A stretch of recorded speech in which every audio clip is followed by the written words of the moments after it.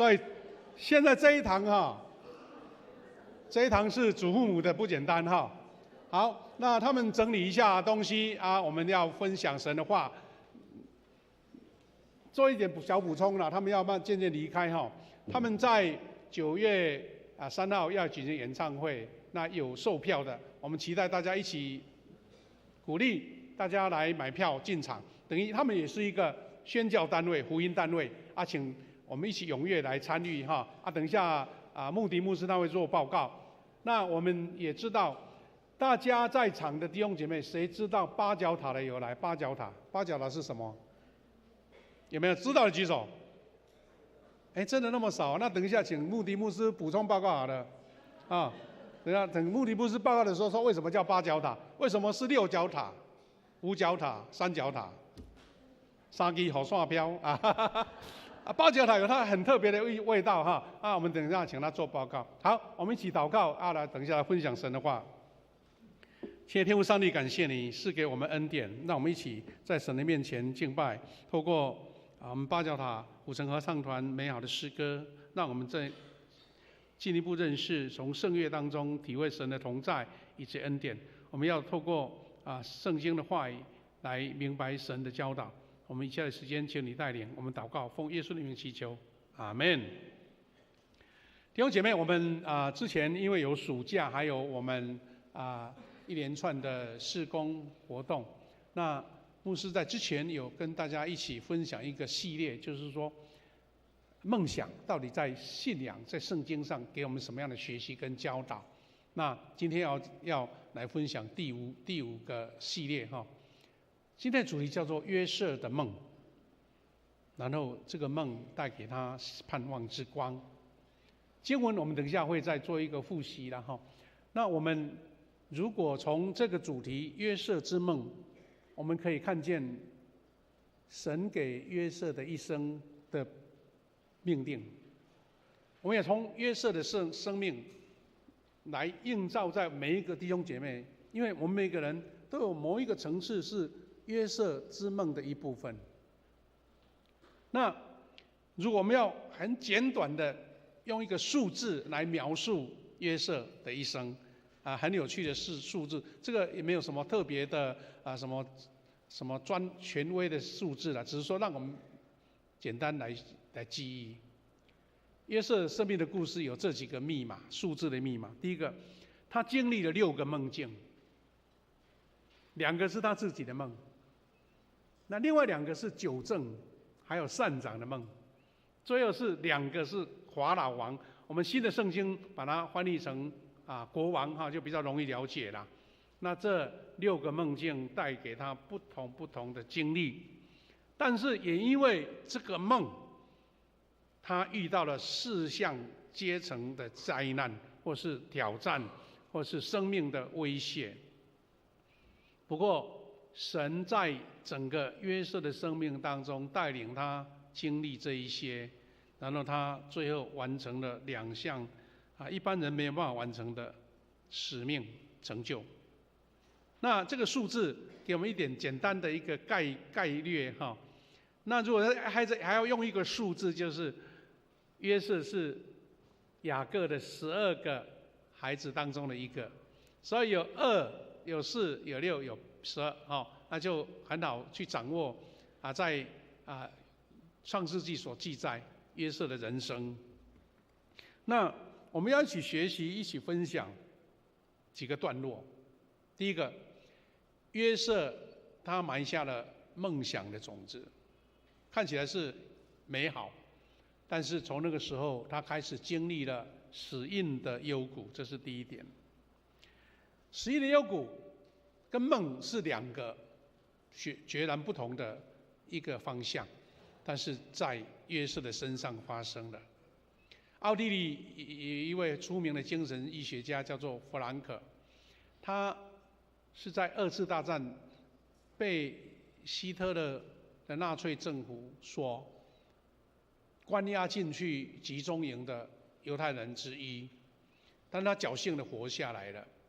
然后他活下来之后，他就以他在集中营那种惨无人道的生命当中体会到，然后写出一本他著名的书，叫做《活出意义来》。这本书也成为他后来成为我们不是有精神医学的一个流派吗？它是其中一个意义治疗法的一个先驱。等于是说，现在有心理学的很多学派，这个 Frankl 就是一个心理学派的开创者，他是意义治疗法。然后他这位弗兰克博士呢，他在生命当中遇见了很奇特的经历。那这个经历就是说，他在生命将近熄灭之前，他所经历到的，然后把它写出。怎么样靠着意义、靠着盼望得到新的生命？所以他最后的一个结论，他是说：放弃盼望的人，很早就会因为身心俱疲而死；但是到最后，不放弃盼望的人却活了下来。他就一起整理他最切身的，他们同样在这个集中营当中，那个生命苦难过程当中，不是因为你健康，不是因为你年轻，或是你有特别的什么侥幸保护。他说，通常活下来的都是那些存着盼望的人。所以他后来发展出一个意义治疗法这样子。盼望，在约瑟的生命当中，这个盼望是不可或缺。完全如果没有盼望，约瑟不可能经历一个一个的苦难。他6个梦。但带来了4个苦难，什么苦难呢？我们在这个程序当中可以看见他经历过的。约瑟他在雅各12个儿子当中最得钟爱，被父亲疼那是好事啊，对不对？是人生的幸运者啊，但是也带来了最大的一个他的生命的一个挑战，或是一个命运的改变。他的父亲雅各送给他在当时很难得得到的彩色的衣服，那在他们的文化当中，就象征着爸爸已经指定这位最小的这个小儿子成为接班人了。但是他得到这个宠爱之中，神给他2个非常清楚的梦境。因为圣经我们很多人都了解约瑟的故事，我就不一一提起了。但是这2个信息明确的梦境，就是说，他12个兄弟，他们的哥哥都要向他下拜，后来连星星也向他下拜，就是他的爸爸妈妈也一样。他不小心把这个故事讲出来，这个梦境讲出来，然后他的遭遇就开始来了，挑战也开始来了，磨难也来了。兄长并不是单纯恨这个弟弟约瑟，他更嫉妒的就是他的梦。他的梦竟然凌驾了哥哥，不把他们看在眼里，连爸爸妈妈也都向他下拜，那不得了。所以这一句话可以看出他们哥哥的心态。他说：“你看那做梦的来了，来吧，我们将他杀了，且看他的梦将来怎么样。”这个是约瑟听从爸爸的吩咐呢，带了些干粮来到旷野，等于是食品供给补给的意思了。拿这些食品要来旷野，他们带这看顾羊群，给他们食物吃。但是没想到带食物来，反而成为他最大的困境，因为他遇到最大的凶险。带食物来的约瑟被兄长脱下彩衣，丢在孤井里，因为兄长们高兴的吃饭，但并取笑约瑟的梦不再实现了。他们恨这个弟弟，但是罪不至于死啊，是因为他们觉得这个梦太可怕了，一个弟弟竟然要凌驾过他们，所以呢，兄长们高兴的吃饭，但是也取笑约瑟，要让他梦不再实现。因为你知道梦见在他身上，但是他的生命没了，他们就认为这个梦就没办法实现了。人往往因为自私，人往往因为私心，人往往因为记恨，很多邪恶的事情就出来了。那约瑟被扔在孤井里面，他的哥哥们吃完食物就带羊群离开，然后有可能就会饿死在这个荒野，可能会饿死在这个荒野。所以在这个绝望的时刻，约瑟可以胜过一切苦难，是因为心中已经存下这个梦想的种子。即使被扔在孤井里面，他仍然想着上帝所赐的梦想。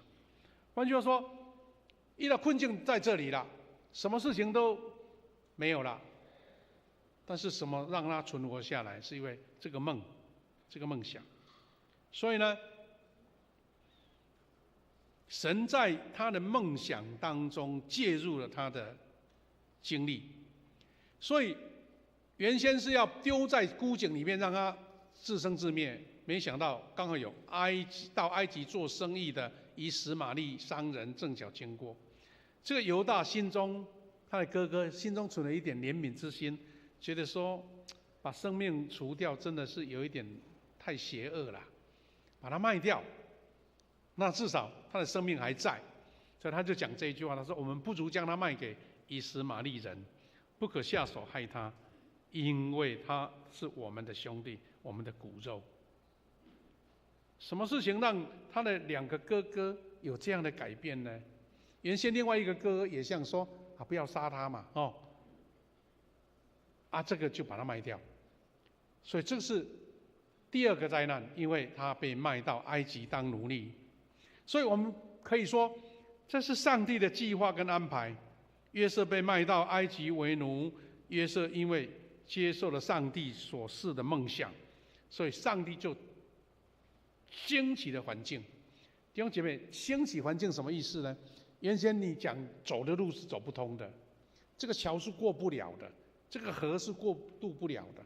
你的人生可能遇到这样的困境，你觉得不可能啊，不好啊。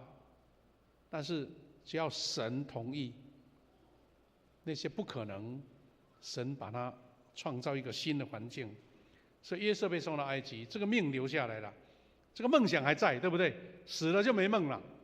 好，所以我们也可以猜想了，约瑟又不是一个圣人，他也有7情6欲啊。他让哥哥这样的这个出卖他，你难道他都一点不伤心吗？他觉得哥哥本来很照顾他的，突然间把他卖掉，你不会觉得他心中有很多的OS 怨恨吗？所以当实况跟上帝所示的梦是朝反方向进行，约瑟可能他也难以接受，在那个困境当中，他可能会反复思想说：上帝真的是还活着了吗？是我的梦是真的是上帝吗？为了让我陷入这个环境，所以问题在这里，约瑟选择了相信，而不是选择抱怨，然后自暴自弃。所以弟兄姐妹，我们在人生的生命当中，我们不要把焦点放在那个不安的环境，面临而来的是一个负面的、失败的、没有机会的，那你就一直沉迷在那个软弱、自溺当中。我们需要存着上帝在我们心中所示梦想的种子，因为这个梦想的种子，无论再黑暗，只要相信盼望的种子已经撒下来，那你就会结实了。这是约瑟度过前2个灾难。再来，约瑟他存着盼望的火与光。约瑟虽然处在挫折里面，在绝望的环境当中，但是因为神已经透过2个梦境告诉他了，所以这个梦的种子一直在，所以约瑟才会有那种环境再艰难，盼望就会发芽的盼望。所以弟兄姐妹，这个是约瑟的人生，其实也是我们每一个人人生的写照。在极度的绝望里面，约瑟没有叹息自己的命运而荒废的岁月，没有因为挫折而退后，因为盼望带给引导约瑟人生强大的力量。其实这个不只是约瑟，弟兄姐妹，我们在周遭环境，或是你所认识，或是在传记里面所读的很多，我们认为他是成功的人物，都是经历过这个。因为他不放弃任何的盼望。所以不止约瑟的人生，也是每一个人因为盼望而活出的人生。同样是集中营的故事，有一个犹太的拉比叫做雨果格林雨果格林，他在2次大战当中因为被关入集中营，受尽各样的苦难，然后他好不容易侥幸活下来了。后来在德国有一本杂志叫《早晨》杂志，刊登他的集中营的经历就这位犹太拉比叫做雨果格林。他怎么描述他的故事？他说，在1944年，在民国33年那个二次大战的时刻，在一个寒冷的夜晚，他说，我的父亲、我还有其他朋友，偷偷的聚集在那个集中营里面一个大楼的一个小角落。爸爸做什么呢？他竟然从他的怀里拿出一个小小的陶碗，还有一块小小的奶油。我们台湾人比较不习惯吃奶油，但是你如果去吃西餐，奶油很多。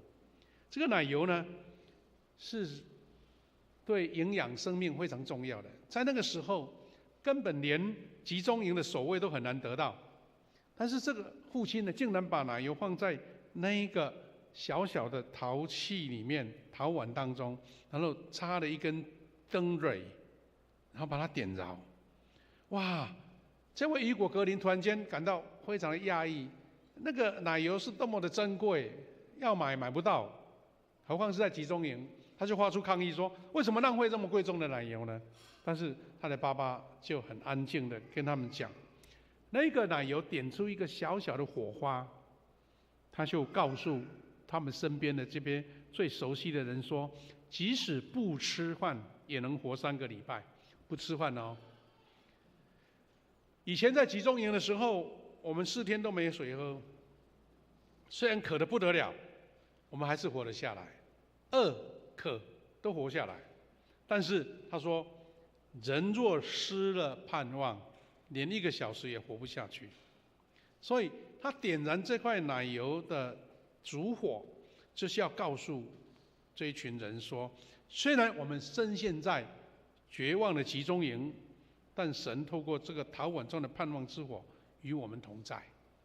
他需要跟他们点燃说，神的盼望在你身上，你就可以存活。要不然这个环境你会越来越感到焦虑，甚至是绝望。所以雨果格林他这个访问当中一个结论是什么？他说，面对困难的人最需要的是勇于梦想的盼望。因为其他的物质已经是缺乏了。他说有盼望，因为刻在心板上的盼望2个字带有克服逆境跟苦难的力量。这是这位雨果格林他在幸存后所得到的结论。你看，我们从意义治疗法 Frankl 这位犹太的拉比，那基督徒为什么要存着盼望呢？因为耶稣基督他在绝望中死去，因为没有人能救他，他被钉十字架。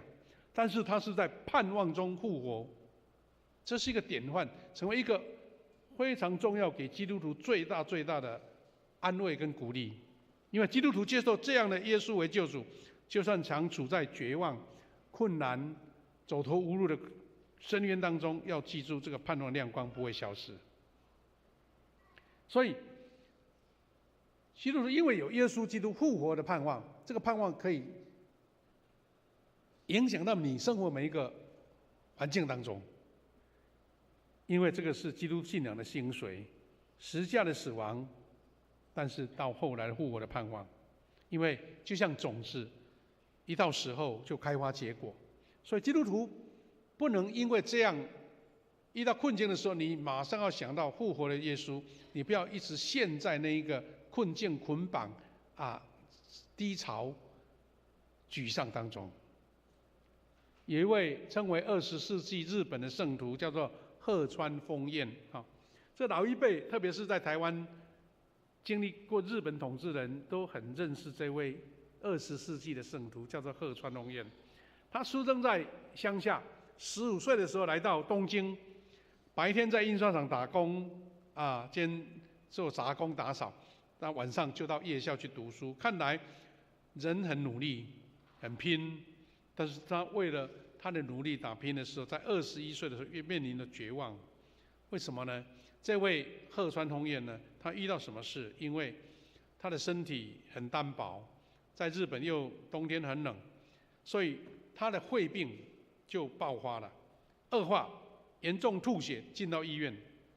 医生看到说他的病情已经到无可救药了，他自己感觉非常的灰心，因为想我的人生才要开始，竟然被这个病打击了，所以他从人的角度来看，他是走入了绝望。他躺在床上想着，反正没有办法活下去了，不如自我了断，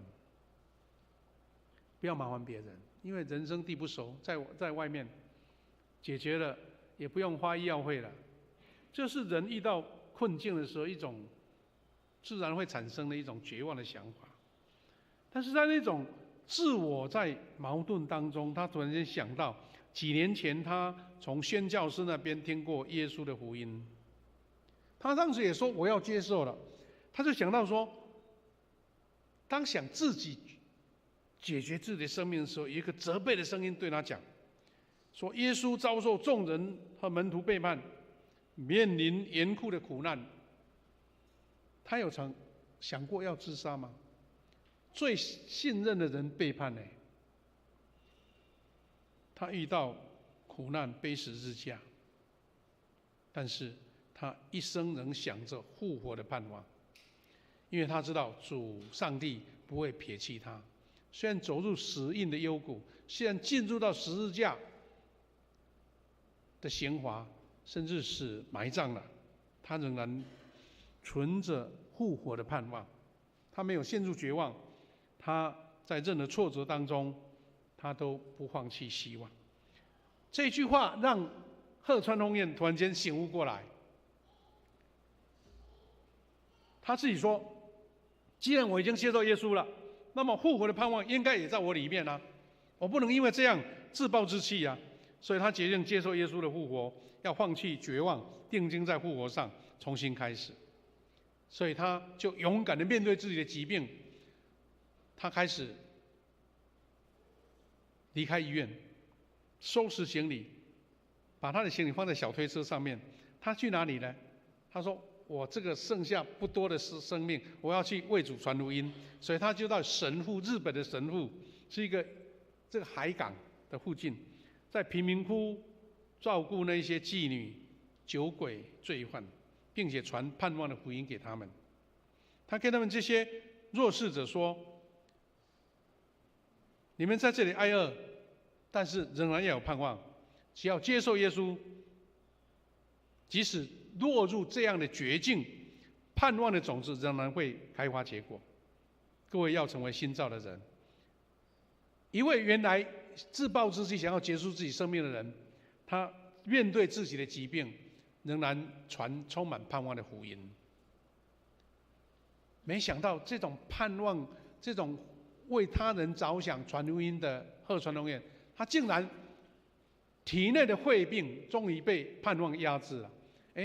没有吃什么药哦，是盼望那个信心竟然压制住他这个绝症，而且这个鹤川弘彦后来是得很长寿，因为他在贫民窟传福音，结出许多福音的果子，到今天仍然让人来做纪念。牧师有在10几年前有机会，当时的高雄的中会因为他是跟大阪那边属于一个兵库县，兵库就在当兵的兵那个仓库的库，兵库县，这包含大阪还有这个神户这个地区的一个中会，结为姐妹中会。那我们有一次刚好有代表中会去那边访问，然后他们的教会的同工就带我们去参观这一间鹤川弘彦有一个纪念教会，是2层楼的建筑，其实他们就在做很多社会工作，除了纪念教堂做礼拜以外，就做很多社区服务的工作，印象很深刻。到现在还是有人在纪念他，所以有一间鹤川弘彦的纪念教会。弟兄姐妹，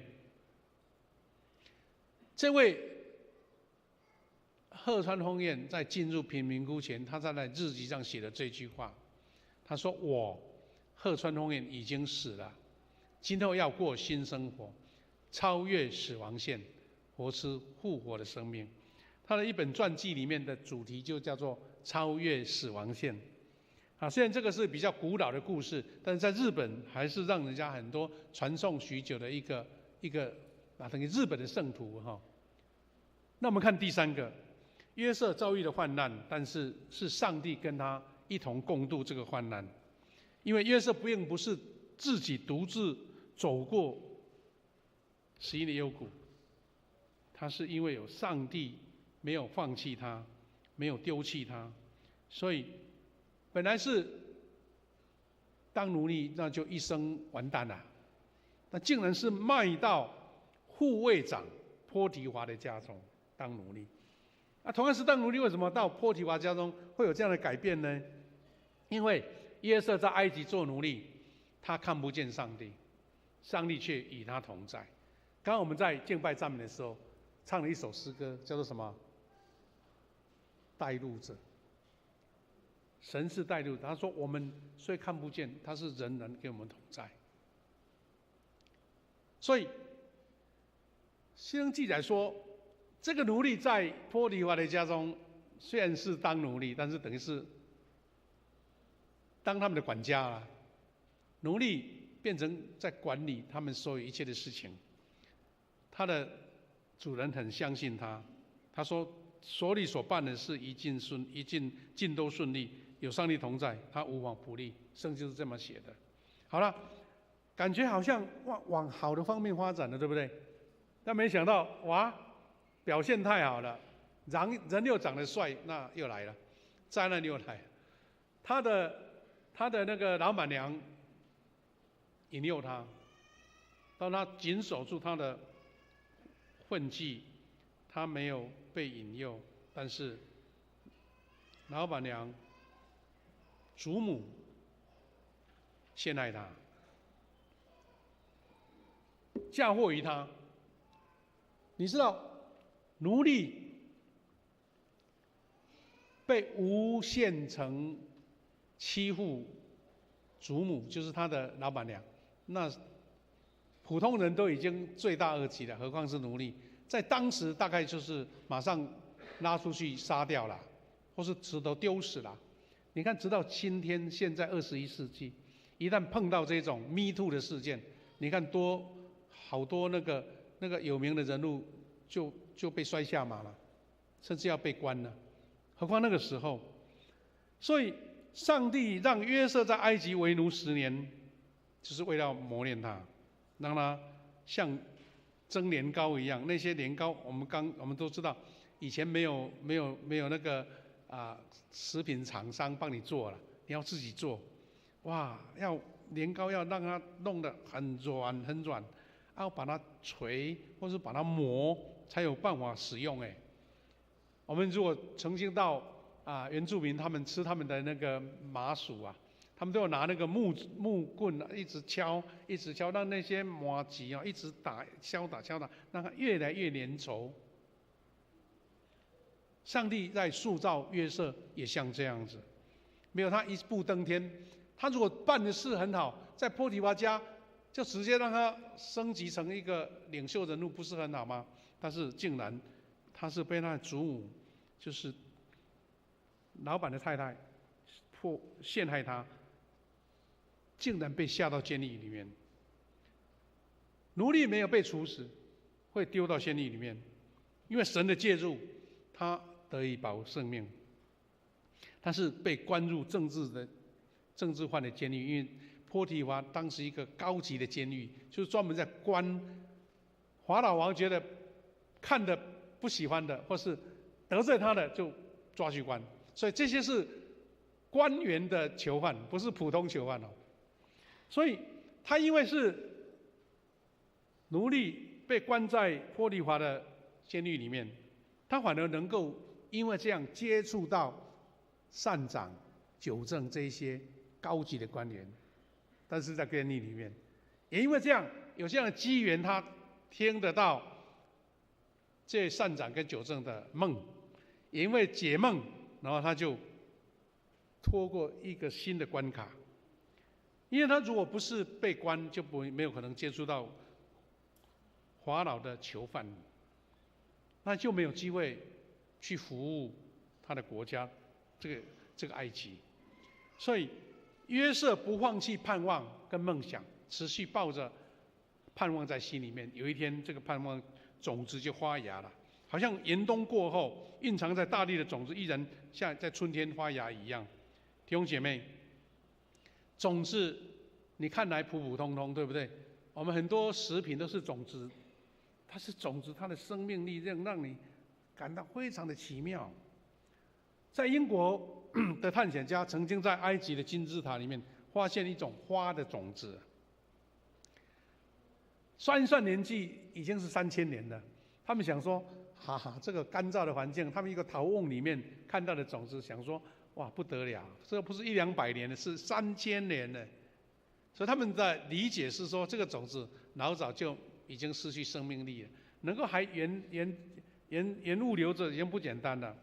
但是没想到，这些探险家、这些考古家，他们把种子带回英国，他们就想说，试试看，把种子放到泥土里面，竟然细心栽培之下，竟开出美丽的花，3000年。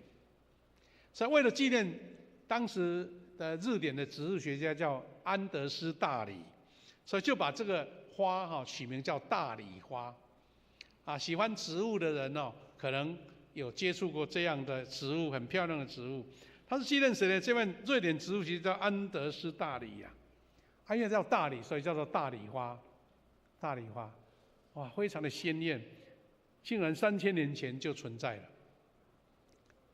那这个种子的生命，既然有办法那么强的生命力，它是在印证说，约瑟他心中存的盼望，那个种子如果保存着，就永远会发芽。3000年前干瘪的种子有生命力，藏在其中，能够发芽开花。何况我们迎接耶稣这个生命的种子在我们内心里面呢？所以，主要让我们的生命开出灵魂兴盛、凡事兴盛的生命，就绽放像大理花这样的美丽。第4个阶段，梦想开花结果。诗篇，刚刚我们读的诗篇23篇5节说：“在我敌人面前，你为我摆设宴席，你用油膏了我的头，使我的福杯满溢。”就在约瑟身上发生了。为我摆设宴席，用油膏了我的头，使我福杯满溢。因为约瑟为纠正、为善长所解的梦是那么的真实。这位纠正呢，其实他一高兴因为3天以后他复归原职啦，竟然高兴的忘记这位帮他解梦的约瑟，让约瑟又多关了2年。所以纠正对约瑟的一个遗忘，也是另外一个灾难，第4个灾难。但是我们看这个诗篇所描述的，约瑟原先是背负苦难的一些敌人，今天上帝让他在他们面前，神为约瑟摆设了丰盛的宴席，让他的福杯满溢。所以人的命运很奇特，不同的选择就会产生不同的结果。那时机成熟了，约瑟的梦就成就了，盼望呢就开花了。所以弟兄姐妹，我们看到后来，因为纠正记起了约瑟会解梦，所以法老的2个梦没有人能解的时候，想到了约瑟。所以约瑟在那样的梦境的过程当中，直到最高峰，就是为法老解了2个梦。那2个梦就让约瑟成为宰相。你看多奇妙！如果没有接触纠正，都不可能有这样的媒介。所以弟兄姐妹，我们明白上帝的梦想和计划，就不用害怕临到我们身上的苦难，因为我们倒空了自己，透过自己所面对的困境，我们需要实现上帝的梦想。所以梦不是无谓的，而是神给我们一个指示。所以就是约瑟将自己交给了神。所以有一位同样在集中营的犹太人，他在面对这个山穷水尽要被处死的时候，他仍然在集中营的墙上写了一首诗，后来有人把它记录下来，让人家看见一个垂死之人仍然带着盼望，这首诗怎么写呢？他说：即使现在没有阳光照耀我身，我仍然相信太阳的存在。即使现在无法感受一丝丝的爱，我仍然相信爱的存在。即使现在他无言以对，我相信在沉默的背后，上帝仍然存在。这是一个面对死亡阴影的犹太人在集中营里面所写的一句诗。这些诗带给许多人在绝望当中、困境当中走投无路的人一直存在的盼望。因为太阳仍然在，虽然现在是阴天乌云密布，虽然我觉得没有人爱我，但是我仍然相信爱的力量。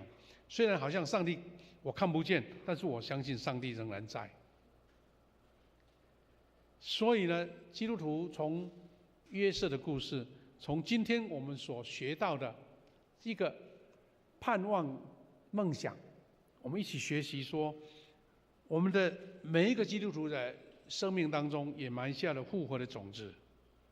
我们看见约瑟被神一步一步带领到人生的最高峰，他最后2个成就是什么呢？他竟然能成为一人之上一人之下万人之上的宰相，然后统领埃及去收集那7年大丰收的所有的谷物进入粮仓，然后再面对后来7个荒年，他们有足够的食物能够应付这个万物都不能收的情境。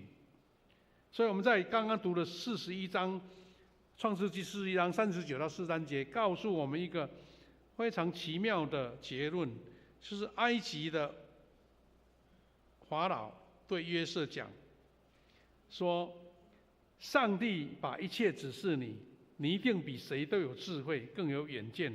我要派你治理我的国。6个梦，4个灾难，2个成就，他成为首相，把一个国家治理的不用经历那一个灾难来临的时候的困境。而且最后你知道最终的结果是因为以色列犹太人这个民族竟然能够保存下来，是因为在饥荒的时候约瑟做宰相，他的爸爸他的兄弟都来到埃及逃难，然后他能够养活他们，让这个民族存在，以后还出埃及，以后就成为上帝所应许的拿以密之地。你不知道一个人的盼望的种子竟然改变了一个民族一个国家的命运。所以我们一起勉励基督徒基督的信仰已经延续了十字架和复活，所以耶稣成为死亡和复活的种子。种子虽然埋在死亡里，但是只要经过死亡，就必定要复活。在上帝所经历的苦难，因为有耶稣基督的盼望种子，我们就永远有这样的信心。有一位美国的诗人叫做惠提尔说，他说：云彩后常有星光，阳光穿透阵雨照耀，爱万物的上帝为万物留下盼望。这位美国诗人惠提尔。另外一个励志作家就是路德瑞，他说：千万别怕阴影，他是说在不远的地方有光照耀。你知道为什么人有影子呢？因为有光啊！你不要只看阴影，因为有光才会产生阴影。所以弟兄姐妹，我们一起来勉励这个带来恩典的梦境跟盼望，是要给我们一个很大的一个生命的信心，就是世界被怀有梦想的人所吸引。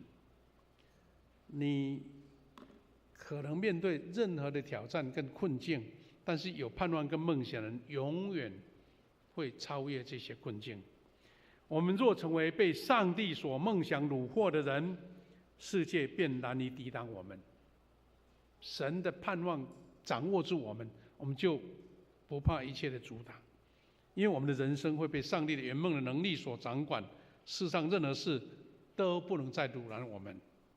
弟兄姐妹，我们一起勉励，我们的人生会被上帝圆梦的能力所掌管，世上任何事也不能阻拦我们。这是神透过约瑟他一关一关的考验所得到最后的祝福。弟兄姐妹，我们当然不可能像约瑟一样，约瑟的一个灾难我们已经是承受不了了，何况是3、4个一直来。